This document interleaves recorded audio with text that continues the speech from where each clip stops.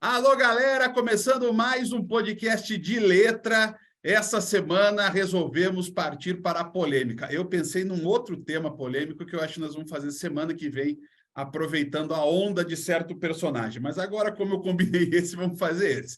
Luciano Ballarotti, Carlos Borio e Ricardo Brejinski. Não há futebol sem polêmica.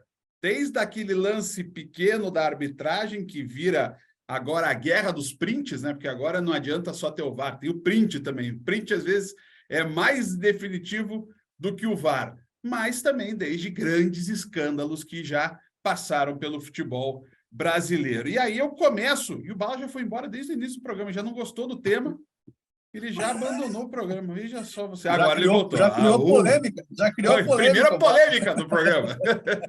Eu vou pegar um print ali, que eu só uso prints impressos e auditáveis, tá bom? Mas, gente, começando assim já pesado. Ricardo, você que lembra mais que nós de tudo. Qual o maior escândalo da história do Brasileirão? Então, eu pensei nos nossos aqui e pensei de um de cada. Eu não sei se vocês vão concordar como muitos escândalos. Você vai... Antes de abrir, você vai restringir. Vai que vocês têm algo melhor aí, né? Mas, assim, o primeiro que eu pensei foi em 89, o rebaixamento do Coritiba, que saiu da Série A direto para a Série C. Acho que foi um negócio bem emblemático, até para a história do Coritiba. Aí eu lembrei em 97 o caso Ivan Mendes, que o Petralha e o Atlético estavam envolvidos, né? Que o Atlético até chegou a perder pontos. E o menos, acho que impactante, mas que eu acho que tem uma relevância, é o rebaixamento do Paraná da João Avelange, né? Em 99 o Paraná não tinha caído no campo, foi criado a João Avelange por toda aquela questão do Gama, o Fluminense voltou da Série C para a Série A direto, e o Paraná foi o único que jogou em 99 e não jogou em 2000, Paraná e Botafogo do Ribeirão Preto. Simplesmente porque os clubes resolveram tirar os dois, e em 2001 quase que o Paraná não jogou a Série A também. Mesmo tendo chego nas quartas de final da João Avelange, o Paraná quase ficou fora, aí aumentaram para 28 clubes e virou o campeonato 2001. Mas eu pensei em um de cada, acho que essas foram as polêmicas fora de campo, né? Não pensei muito em arbitragem, pensei em coisas mais bastidores, assim, até de tapetão. Vamos começando então por aí, Bório. 89, o que aconteceu? Curitiba e Vasco estavam disputando uma vaga entre os classificados, inclusive o campeonato que o Vasco vai ser depois campeão sobre o São Paulo. E aí, o que acontece? O Curitiba ia jogar num sábado contra o Santos em Juiz de Fora. Por quê? Porque no jogo contra o Sport Recife, houve uma invasão de campo, todo mundo disse que era o Praguinha. Lembra do Praguinha, né, Bório? Praguinha, que era um torcedor conhecido do Curitiba. Mas houve uma invasão e esse torcedor agrediu o Rafael Camarota. Né? O Rafael foi agredido e aí o Curitiba perdeu o mando e o jogo foi para Juiz de Fora. Não me perguntem por quê, porque daí é muita informação. E aí o Curitiba foi à Justiça Desportiva pedir que o jogo fosse no mesmo horário do jogo do Vasco contra o mesmo Sport, para que os dois decidissem a vaga no mesmo horário.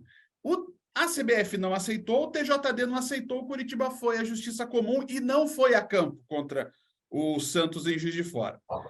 Aí, o que aconteceu? O diretor de futebol da CBF era o Eurico Miranda, no início da gestão do Ricardo Teixeira. Resultado, a CBF denunciou o Curitiba à FIFA, o Curitiba foi a julgamento no STJD, acabou sendo eliminado do Brasileiro, né, porque aquele campeonato teve torneio da morte, o Curitiba nem participou, e depois o Curitiba foi rebaixado para a Série C direto. Depois teve, né, também uma mudança lá que o Curitiba jogou a Série B de 90, perdão. Mas, bora, aquilo foi uma confusão sem tamanho, né? Foi, e é uma coisa assim que hoje você não consegue dimensionar isso, né? Porque naquela época não tinha essa coisa de regra de portão fechado, perdeu o mando, tem que jogar 100 quilômetros da cidade. Não tinha isso, não existia isso no regulamento. E, claro, sabendo a fama do Eurico Miranda, era lógico que ele ia complicar o máximo que pudesse para o Curitiba, né? Estava envolvido o time dele, que era o Vasco, ele não ia querer dar alguma chance, alguma possibilidade do Vasco não se classificar e perder a vaga para o Curitiba. Tem muita gente, né, Bala, que diz que esse fato ele atrasou o Curitiba, né? Atrasou em alguns anos o Curitiba, por conta das mudanças, da própria morte do Baiara Osna, das dívidas acumuladas, e aquele time que era o time, para muitos, o melhor time da história do Curitiba, junto com o dos anos 70, aquele time ficou pelo caminho também. Atrasou o Curitiba, atrasou o futebol brasileiro como um todo, né? Mas, assim, é engraçado, né? O Eurico, que é o cara que fez toda a lambança lá de 87, né? Do Clube dos 13, falando que tinha que ter quadrangular com os outros times do outro módulo e tal. E, curiosamente, ele não acionou o esporte nessa época na justiça, né? O esporte também estava na justiça comum, né? Pedindo o título de 87. Então, o esporte podia porque era amigo dele, e o Coxa não podia porque estava contra o Vasco, né? Então, isso daí, assim, é o começo da gestão do Ricardo Teixeira, que também é um atraso do futebol brasileiro, né? Mais um, né?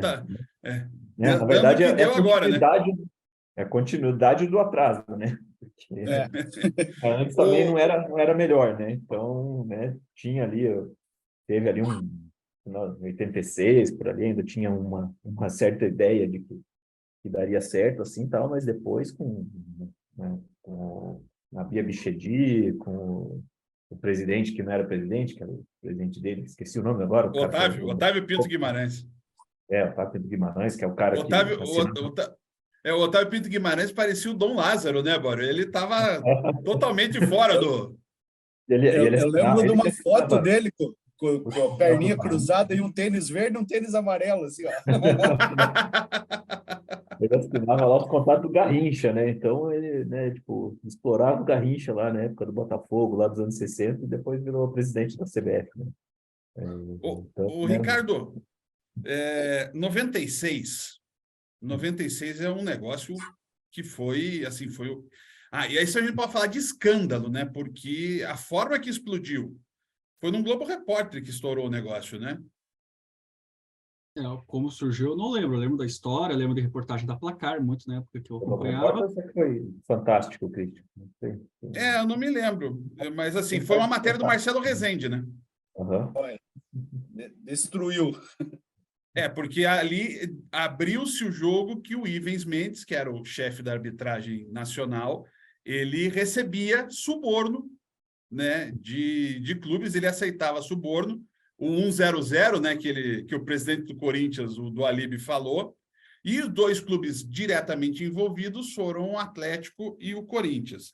Data daí, inclusive, o início da relação ruim entre o Atlético e a TV Globo, relação que não se arrumou até hoje, né? Há quem diga que tudo começou, na verdade, a gente falou sobre esse jogo dia desses, tudo começou quando o Atlético não permitiu a transmissão de Atlético e Atlético Mineiro, aquelas quartas de final de 96 no Joaquim Américo.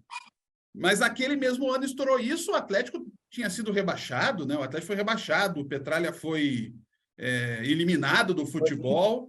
Banido, né, do futebol. O caso ele estourou em 97, né? Que aí a punição seria para 97, e o Atlético chegou a ser rebaixado, no fim voltaram atrás, e o Atlético começou o brasileiro com pontos negativos. Com 5 pontos, se eu não me engano, a menos, e o Petralha também saiu de banido para absolvido. Nesses dois casos, até porque era um outro mundo, né? Estamos falando de 96 e 89.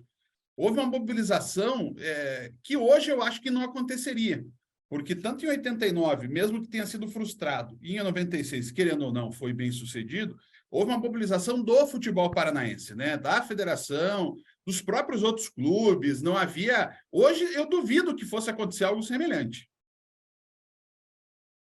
Com certeza, né? Acho que os outros estariam pensando, vai abrir mais uma vaguinha aí pra gente, né? Não seria essa coisa, não, vamos ajudar o co-irmão, né? Como se costuma falar por aí, né?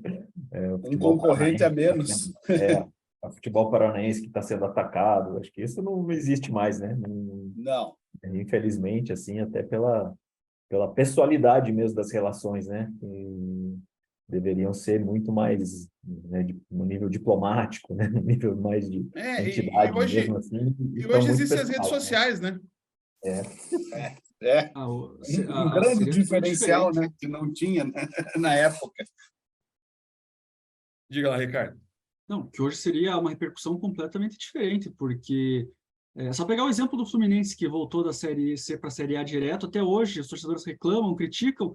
Imagina um clube cair da Série A para a Série C direto, simplesmente porque pediu para jogar no mesmo horário que o concorrente direto dele por uma vaga na próxima fase. Acho que nunca que isso acontecer de jogar em horário diferente, até porque o regulamento já mudou. Mas acho que se um time faz isso e a CBF nega, a repercussão com todos os torcedores, tirando, claro, acho que os que estão sendo beneficiados, ia ser um negócio estrondoso, até a questão da polêmica. Acho que fala da questão da arbitragem do Atlético, 2005, que não tinha tantas redes sociais, a questão de voltar aos jogos do Edilson, jogo que foi repetido, o Corinthians campeão até hoje tem aquela dúvida, se não tivesse voltado os jogos, o Corinthians ser campeão, não ia. Aquilo já não tinha o Twitter, mas tinha outras formas das pessoas comentarem, porque já tinha aplicativos, não, né? MSN, essas coisas para as pessoas conversarem, já deu uma repercussão. Imagine hoje, é inevitável. A internet, ela julga mais do que os próprios têm que julgar para ver o que vai acontecer. Não, é muito diferente o próprio mundo, né? Tipo, você vê, pensa, o Coxa, qual que é a alegação? O Coxa não podia tentar na justiça comum em 89, né? Que a FIFA bane o país, que joga a confederação. O Brasil não ia jogar a Copa. Assim, tá. Você vê, o Gama, em 99, entrou na justiça comum, conseguiu a vaga dele. O que aconteceu? A CBF abriu mão de fazer o campeonato, deu na mão dos times, fizeram aquela enjambre lá da João Avelange, e beleza, fica por isso mesmo, né? Então, hoje em dia, é muito diferente tudo, todo o regramento e tudo que está fora do futebol em si também, né? Agora o Ricardo e o Bala fizeram panoramas interessantes. A gente vai cair agora de 99, porque envolve o Paraná Clube. O escândalo da máfia do apito de 2005, né, e a correlação dele com o de 96, né? 96, a denúncia foi em cima dos clubes, né? E em 2005 a denúncia foi em cima dos árbitros, né? Lá atrás, a máfia da loteria de 82, ela envolvia os dois, né? Ela envolvia os árbitros, os clubes, os jogadores, os dirigentes, né? E esse é um cenário que a gente vai começar a ver de volta, né? E está vendo aí, a gente viu nesse... De novo agora, né? As casas de apostas aí, né? Agora, esse de 99, assim, tem uma pessoa que assim, eu nunca vi na vida, mas eu jamais esquecerei o nome, que é o famoso advogado Paulo Goiás. O homem que botou o futebol brasileiro do avesso. Vamos Goiás lembrar isso. Com Z, né, Christian? Goiás com Z. Goiás com Y e Z. Vamos lá, Ricardo, vamos lembrar o que aconteceu. Então, na verdade, teve todo... começou que a CBF resolveu inventar copiando o Campeonato Argentino, que na época o rebaixamento era feito por média de pontos. Então, em 99 seria a média de pontos de 98 e 99, exceto para os times que subiram, e a partir de 2000 seriam os 3 anos anteriores. Tanto que até tinha a história que o Corinthians não seria rebaixado em 2000, mesmo que perdesse todos os jogos, porque foi campeão em 98 e 99. Então, ali começou o problema, porque você via a tabela do Brasileirão, mas não necessariamente o último colocado estaria rebaixado. Eu lembro que até a penúltima rodada o Guarani brigava para não cair e, ao mesmo tempo, para passar para a próxima fase do Brasileiro. E podia até passar para o mata-mata e ser rebaixado ao mesmo tempo. Só não cairia se fosse campeão, um negócio meio bizarro. E aí, nessa história, teve o caso do Sandro Hiroshi, né, que o Botafogo acionou a justiça por conta desse gato, de ter dado adulterada. O Botafogo tinha perdido por 6-1 do São Paulo, acabou ganhando os pontos. Se eu não me engano, acho que o Gama também ganhou os pontos do São Paulo. Essa parte eu já não sei direito. E aí virou a briga que chegou na última rodada. O Internacional e o Botafogo brigavam para não cair, escaparam nos pontos, aí por causa dessa média. E aí foi todo aquele e aí o Gama caiu, né?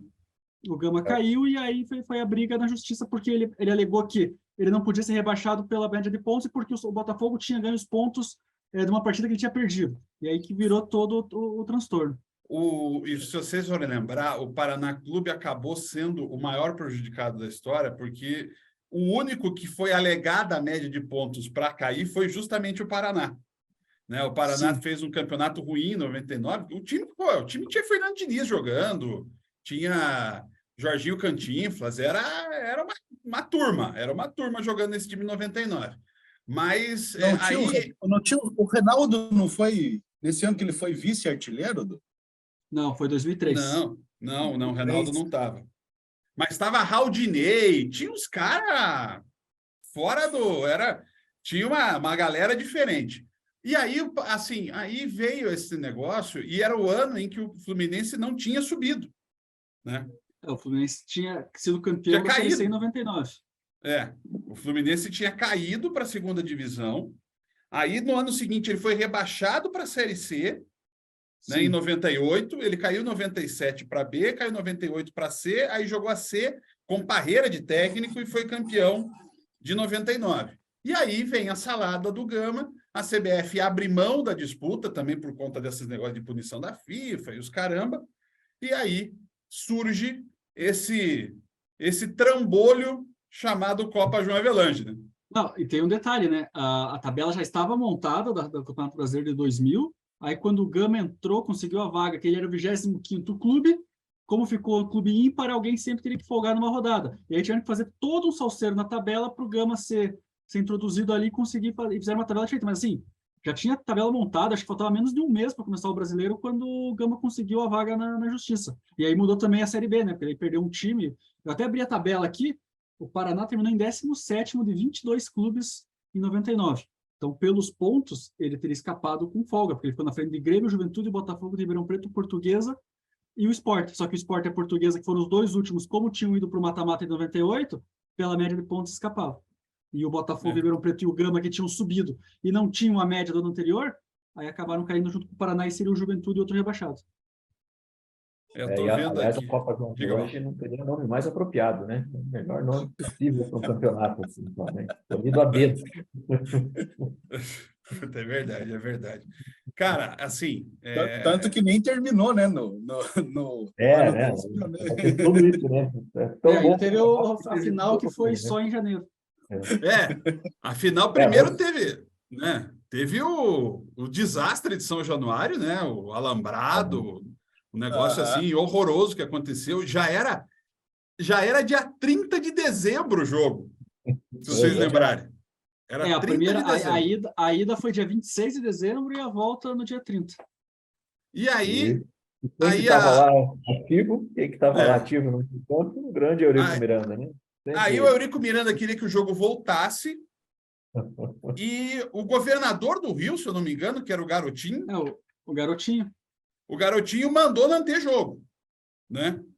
E nessa aí, segundo o Eurico Miranda, teria sido ele pressionado pela Globo para que não tivesse o jogo, e daí no jogo final o Eurico dá o golpe de mestre, né? Que coloca... Patrocínio do SBT. Nem o SBT sabia que ia ser o patrocinador do Vasco na final do campeonato. E daí São Caetano já tinha jogador que já tinha sido negociado, né? Tinha que voltar, né? O Ademar, o Claudecir, estava tudo forte, tinha que voltar para jogar aquele jogo. Cara, e isso é 23 anos, cara. Parece, é ontem, né? Isso é ontem. Eu tava vendo aqui algumas outras histórias, né? Porque daí esse campeonato de 2000 ele condiciona toda a sequência, né? Até chegar, digamos assim, em 2006, né? Que aí são 20 clubes, né? 2006 até hoje que foi mantido o regulamento, porque daí era muito time, né? Ficou o primeiro campeonato pontos corridos foi em 2003 com 24 clubes, aí manteve para 2004 com 24 clubes, 2005 foram 22, e aí em 2006 que virou 20 clubes, e aí é o regulamento até hoje. Porque daí eram 46 jogos. Era 4 e subia 2, né? Até acertar. Isso. 2004, 2005 caiu 4 e subiu 2, e daí depois virou 4 e 4. Foi quando, inclusive, teve um ano desses que o Palmeiras e o Botafogo subiram, né? Foram só os dois que subiram. 2003, caiu o Botafogo, Palmeiras, Gama e Portuguesa em 2002. Aí 2003 também. A Série B, ela começou... faltava um mês, não tinha o regulamento ainda. Aí o Palmeiras e o Botafogo subiram, que foi o último ano que não, na verdade não, foi 2004 o último ano que tinha o quadrangular final. Aí a partir de 2005... A Batalha dos Aflitos era com esse regulamento, não. Era quadrangular, 2005. O Coritiba estreou a Era dos Pontos Corridos na Série B, que foi 2006. 2005. E daí quando foi definido que subiu 4 e caiu 4. 2005 é que deu uma coisa de calhar uma final, né? Que teve aquele Santa Cruz e Portuguesa, que se eu não me engano a Portuguesa subiu. O Santa Cruz. O Santa Cruz subiu e teve a Batalha dos Aflitos, que era Náutico e Grêmio, que teve toda aquela história. Também é uma polêmica, né? 4 expulsos e virou o maior melee. O Grêmio ameaçou sair do gramado, mas aí o Anderson foi lá, né, teve o maior jogo da vida dele e o Grêmio subiu para a primeira divisão. Aí tem Máfia do Apito, né? Máfia do Apito 2005. Eu acho que isso nunca vai acontecer, nunca mais vai acontecer aquilo que aconteceu, de voltarem os jogos. Sim, isso foi a coisa mais absurda que aconteceu, foi isso, né? Quer dizer, a culpa é do juiz, que o Corinthians tinha perdido os 2 jogos apitados pelo Edilson, né? A culpa foi do árbitro, não foi do time. Ali é bom lembrar que já começa o negócio de apostas, né? Ali já era um envolvimento em questão de apostas, não havia esse perfil de apostas de hoje, né? Que é tudo eletrônico, pela internet. Sim. Mas havia apostas e aí o Edilson Pereira de Carvalho acabou abrindo o jogo, né? De uma forma, inclusive, muito besta, né? Ele meio que quis pagar de espertão e entregou a máfia inteira, né? Quis sair como herói, né? Vou entregar todo mundo o esquema do jogo, aí no fim acabou se ferrando ele. E aí foram vários jogos, foram 7 ou 8 jogos, né? 11 jogos. 11 jogos? 11 jogos.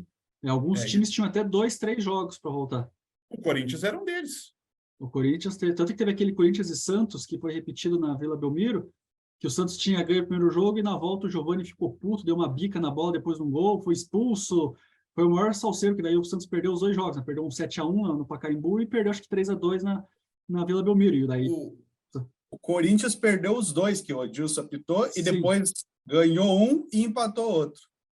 E Ou aí... seja, ele não tinha ganho nenhum ponto, ganhou 4. E ficou 3 pontos na frente do Inter no final. Do Internacional. O próprio Curitiba teve o jogo, se não me engano, contra o próprio Internacional, que o Curitiba tinha perdido e perdeu de novo. Então, não teve mudança. Mas em relação ao... Não se ajuda o Curitiba. Em relação ao Corinthians, aí começou aquele papo. O Corinthians estava com o dinheiro da MSI naquele ano, né? Era o time do Tevez, do Mascherano, do Roger, do Carlos Alberto, do Nilmar, né? O Nilmar tinha ido para o Internacional já, por Corinthians. Já tinha. Sim. E tem aí depois, para complementar, o Inter e Corinthians, em que o Márcio Rezende não dá o pênalti no Tinga, né? O Márcio Rezende, a cada 10 anos, ele gosta de fazer uma besteira no Pacaembu. Depois de Santos e Botafogo, né? Que tem o gol impedido do Túlio lá em 95, naquele Santos e Botafogo. Mas 2005, assim, é um negócio que todo mundo vai lembrar para sempre. É um campeonato que nunca vai ter uma solução, né? Mas, assim, querendo ou não, está lá na história marcado. O Corinthians é campeão brasileiro. Assim, foi a maior de todas, né? Não tem nada parecido com isso, né? Eu acho que não. Acho que não, porque envolve arbitragem, né? E, assim, agora, o escândalo agora envolve jogadores, é mais difícil até de o jogador influenciar no jogo, né? Um jogador só, se for assim, lógico, vai fazer o pênalti lá, que conta lá para aposta, vai fazer os escanteios, que o pessoal possa escanteio, essas coisas, mas interferir tanto assim no resultado de um jogo quanto um árbitro pode interferir, não tem como, né? Então, e quem reclama do VAR, né? Se existisse o VAR naquela época, o pênalti do Fábio Costa no Tinga ia ser dado, né? E eu acho que mais do que estar envolvido a arbitragem e tudo mais, era os jogos terem voltado. Acho que isso pegou mais, porque se fosse só o escândalo da arbitragem, disso seria banido e tal, sempre ficaria dúvida se ele fez ou não fez, mas não teria voltado o jogo, porque você volta um jogo de 3, 4 meses atrás, com outros jogadores, outra cabeça, não tem como você mensurar o que isso interfere. Acho que por isso que pesa mais, porque voltou os jogos. Tanto que, eu não sei qual foi o ano que mudou o regulamento, né? Porque antes, quando o time perdia os pontos, o outro clube ganhava os pontos. Isso. Que foi o que aconteceu em 99. Depois, o clube só perdia os pontos, mas o outro não ganhava. Eu não lembro qual ano que foi isso. Mas sempre tinha. Na verdade, assim, cada ano, fica o resultado, né? Fica o resultado do jogo. Né? Se o time tem alguma coisa irregular, o time perde os pontos e mantém-se o resultado do jogo. Se ele ganhou, ele perde os pontos, mas o outro adversário não soma. E se o outro ganhou, ele mantém os 3 pontos que tinha. Tanto que se o time perde lá, sei lá, vamos supor, 5 jogos que ele tinha ganho e perde os pontos, ele vai continuar com as 5 vitórias na tabela, tanto que daí para critério de desempate isso vai valer, mas ele perde os pontos do jogo. E eu lembro que foi, acho que, sei lá, uns 5, 6 anos, que toda vez que você pegava a tabela do Brasileirão, tinha asterisco do lado do time e lá embaixo explicando. perdeu ponto por escalar o jogador irregular, perdeu ponto por isso. Pelo menos esse tipo de coisa não acontece. Mas eu lembrei de 2013, no caso do do Everton, né? Foi, acho que, o último caso de erro de irregularidade de jogador que interferiu no campeonato. Não, e assim, ainda foi um negócio que envolvia Flamengo e Fluminense, né? O Flamengo mais ou menos, porque o Flamengo também perdeu os pontos por causa do André Santos, só que aí ele escapou do rebaixamento porque o Everton fez isso, a Portuguesa fez isso com o Everton. Se a Portuguesa não tivesse feito o erro, o Flamengo teria caído. Mas como a Portuguesa fez, aí o Flamengo entrou por tabela que dizia, o Flamengo comprou a Portuguesa para fazer isso. E o incrível, né? O incrível é que a Portuguesa comete um erro infantil, né? Que é o Everton tá suspenso e escala o cara. E foi aí que acabou a Portuguesa, né? Porque a Portuguesa caiu, acho que ficou 2 anos na Série B e virou uma bola de neve e foi embora. E o Fluminense ia cair sendo o primeiro campeão brasileiro a ser rebaixado no ano seguinte, né? Pois é. O Fluminense já ganha aquele time do Conca, do Fred, né? Porque eu tinha feito a chamada na tribuna, campeão rebaixado. Porque era a primeira vez que o campeão do anterior ia ser rebaixado. O Fluminense conseguiu essa proeza e ia cair Fluminense e Vasco no mesmo ano. Daí o Fluminense teve toda a história da Portuguesa, foi julgamento perto do Natal, foi o maior causa. E como tinha Flamengo e Fluminense envolvido, era muito improvável que a Portuguesa, por mais que tenha sido ingênua, fosse absolvida. E aí surge o meme do advogado do Fluminense, né? Vou chamar o advogado do Fluminense. E o advogado do Fluminense, que é o presidente do Fluminense agora, né? O Mário Bittencourt. Mas era ele a estrela, né, dos tribunais e coisa e tal. Esse negócio de jogador irregular teve muito. Acho que essa foi a que mais envolveu. O Inter tentou uma dessa, né? Também. Quando com o Vitor Ramos, né? Quando o Inter foi rebaixado, Sim, né? rebaixado. Zagueiro do Vitória, né? É uma época, todo final de campeonato, os times se debruçavam lá jogo a jogo para ver, né? Quem ele podia conseguir os pontinhos ali, tirar um pontinho para se salvar. Pelo menos isso mudou bastante, né? Foi porque agora tem um sistema, né? Tem um sistema da CBF que hoje aponta para o clube, não, fulano não pode jogar que está suspenso, fulano não pode jogar que está terceiro amarelo. Então agora os clubes têm essa vantagem, né? Esse aviso da CBF no sistema da entidade, porque senão isso acontecia direto. E assim, não vamos nem falar do que acontece em outras divisões, né? Se a gente está falando só de Série A, né? Série B, Série C, Série D, meu Deus do céu, o que acontecia estava fora do gibi, né? Sem contar o negócio de jogador que nem inscrito estava, essa coisa toda que rola. A caso do André Santos mesmo, nesse jogo do Flamengo, era uma coisa meio maluca, porque ele tinha suspensão na Copa do Brasil, e daí o Flamengo foi eliminado, não tinha mais jogo na Copa do Brasil, daí transferia para o brasileiro, era uma coisa, também, umas dessas bizarrices que tem aí também. Eu estava lembrando aqui agora, vendo aqui, Ricardo, os alfarrábios, e tem mais uma, né? Que o Inter é o cara que está o time que está mais envolvido nas confusões. O gol de mão do Barcos, né? Verdade, nem lembrava. Que o Inter tentou pedir a anulação do jogo com o Palmeiras, mas o STJD aí já era uma outra realidade, né? Que não voltou o jogo. E aí teve o caso recente de 2017, que o Jô fez o gol de mão contra o Vasco também, e no dia seguinte a CBF, não, porque na próxima rodada vai ter árbitro de vídeo, não sei o quê, e queriam pressionar. Não deu em nada, obviamente, porque os caras não tinham nem preparo, não tinha nem tido Copa do Mundo ainda com o árbitro de vídeo. Os caras, não, amanhã vão colocar o árbitro de vídeo, por causa do gol de mão do Jô. Você falou, porque também tinha muito... O árbitro de vídeo foi muito pressionado, e se hoje está ruim, imagina lá atrás. O árbitro de vídeo ia ser tipo um comentarista de arbitragem, né? Tá vendo a transmissão e fala, não, ali não pode, ó, ali, tá. Agora, assim, engraçado, né? Eu acho que o futebol brasileiro, ele se isolou de algumas situações, né? Essas de inscrição, mas, assim, agora a gente está muito refém das quadrilhas, né? Das quadrilhas que dominam aí esse mundo de apostas. A gente imaginou que não ia chegar na Série A, aquele escândalo lá do Vila Nova, mas chegou, né? E o mais maluco, né, que não é mais manipulação de resultado né, fria, né? Aquela na letra fria. É o escanteio, é o lateral. Que chama menos atenção, né? É. Tanto que teve o o Palmeiras e Vasco e Palmeiras no Maracanã, que no lance do segundo tempo o Palmeiras foi secar a bola, o Gabriel Menino foi levantar a bola e jogou, deu isolado para lateral. Eu vi que teve gente procurando que o que menos pagava no começo é o que vai acontecer primeiro, arremesso lateral. Aí já envolve, pô, será que o cara não chutou para fora porque está envolvido? É um negócio em que qualquer erro que o jogador cometa agora, ele vai sofrer essa pressão depois. Será que ele não está envolvido? Será que não tinha interesse? Porque antes era só, o cara é ruim, o cara foi burro. Não, agora o cara está querendo ser malandro, pode ser que o cara esteja ganhando alguma coisa. O cara faz É o caso do pênalti Bauerman, né?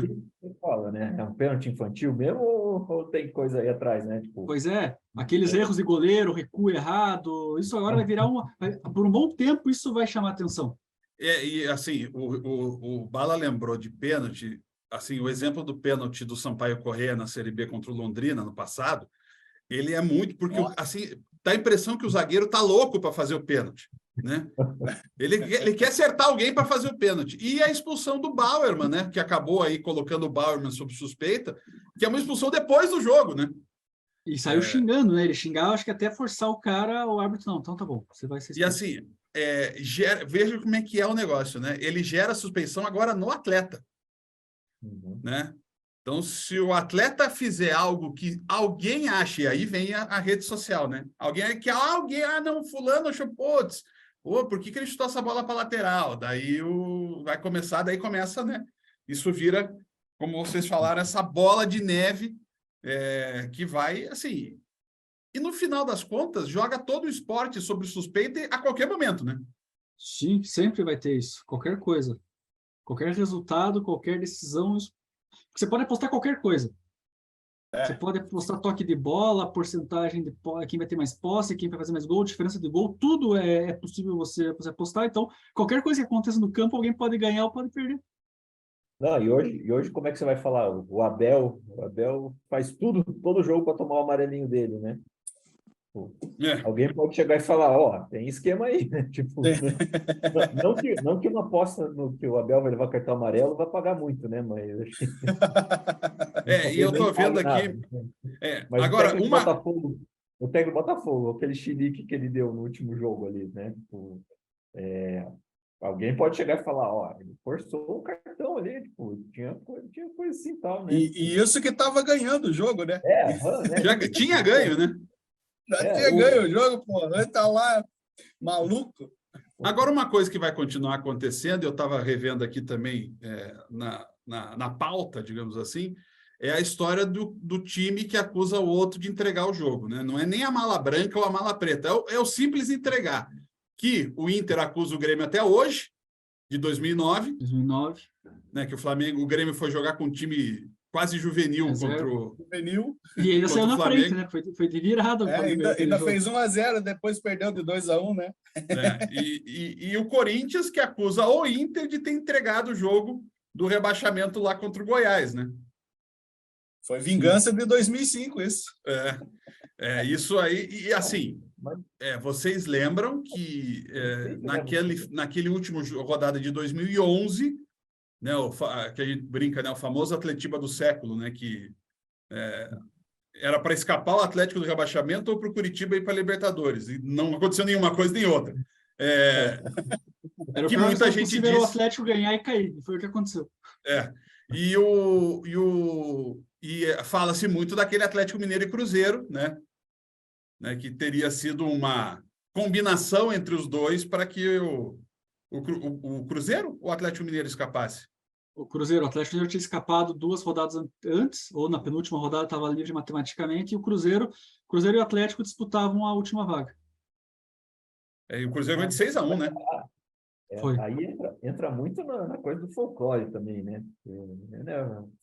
Mas aqui sim, era 20, 25 minutos, estava 3-0 para o Cruzeiro já. Você viu o clima na arena, já era tipo, não tem mais o que fazer.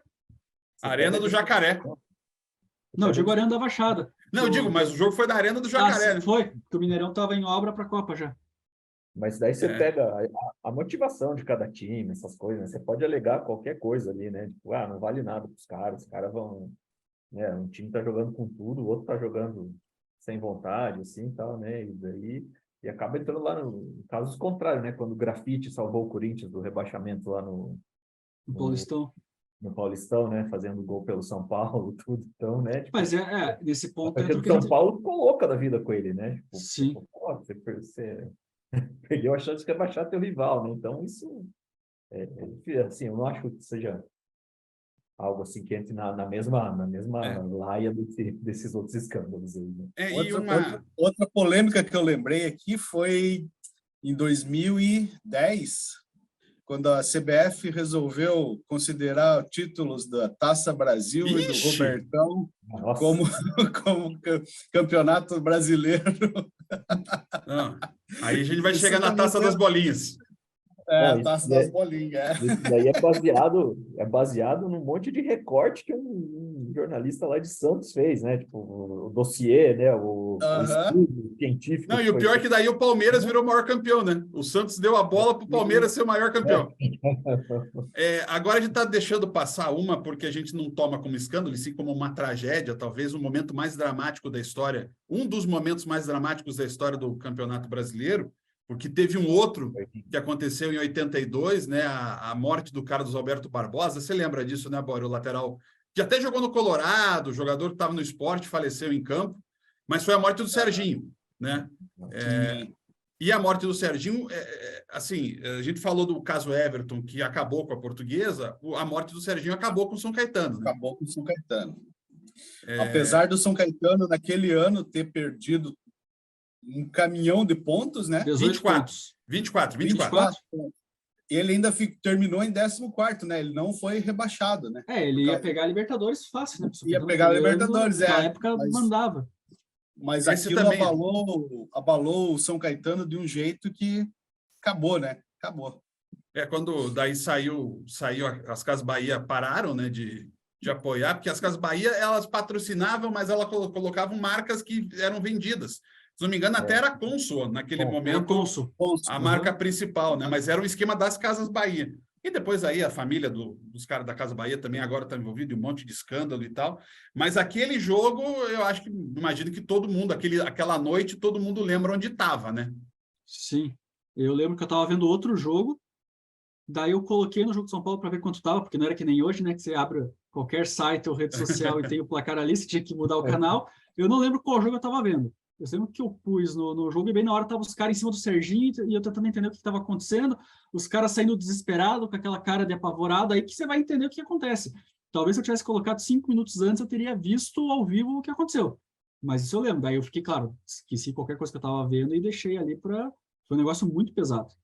E mudou, né? A partir de então, foram várias obrigações. Entrou no estatuto do torcedor, inclusive, né? Que é o que eu sempre falo, no esporte só tem mudança quando acontece uma tragédia. Né, nos estádios. Ambulância, 2 ambulâncias, dependendo do tamanho do público, né? Tem que ter médico mesmo, assim, que muitas vezes era...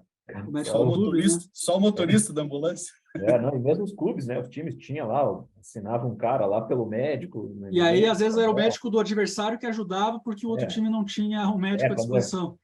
Isso ainda acontece em campeonato estadual, né? Isso acontece muito. Teve algum jogo aí. Bem, teve aqui o caso do Cascavel CR, né? Os caras forjaram teste de Covid, né? Por sinal, forjar teste de Covid tá na moda agora. Agora tá aí na crista da onda. Mas, gente, não tinha os exames médicos lá, os exames cardiológicos, né? Que já era necessário, mas depois virou obrigação mesmo. E o São Caetano havia, né? Os exames haviam detectado uma alteração no Serginho, né? Que era aquele negócio, acho que era uma superdimensão, né? O coração dele era muito grande, né? E acabou. Eu lembro que aqui refletiu bastante o assunto, porque o Washington estava voltando naquele ano, né? É verdade. Era o ano do Washington, artilheiro do campeonato, inclusive. Isso. Foi um negócio foi muito marcante, né? Porque o campeonato meio que deu uma... se eu não me engano, teve uma interrupção do campeonato. Eu não me lembro, mas alguma coisa me diz que talvez teve uma rodada que foi suspensa, foi passada para frente. Eu não me lembro exatamente. A gente lembra muito disso mais na Argentina, né? Com a greve dos jogadores, né? Que daí os jogadores param mesmo e daí as rodadas vão se acumulando. Mas, gente, sabe o que eu pensei na semana que vem? Para a gente fazer um debate, já que, né, vamos entrar aí nos assuntos da moda, nos trends da moda, o assunto Fernando Diniz. Ó. Bestial... Vai ser o dinizismo? Não, vamos discutir o Novo assunto técnico dinizismo. da seleção O brasileira. futuro técnico da seleção brasileira, o técnico da moda. Vamos lembrar do Diniz no Atlético e vamos falar sobre o Diniz no futebol. O que é Diniz? Diniz é o futuro, o presente, o passado ou só uma loucura da nossa mente? Falamos sobre isso na próxima semana. Um abraço para todo mundo, gente. Valeu, até lá! Valeu! Valeu.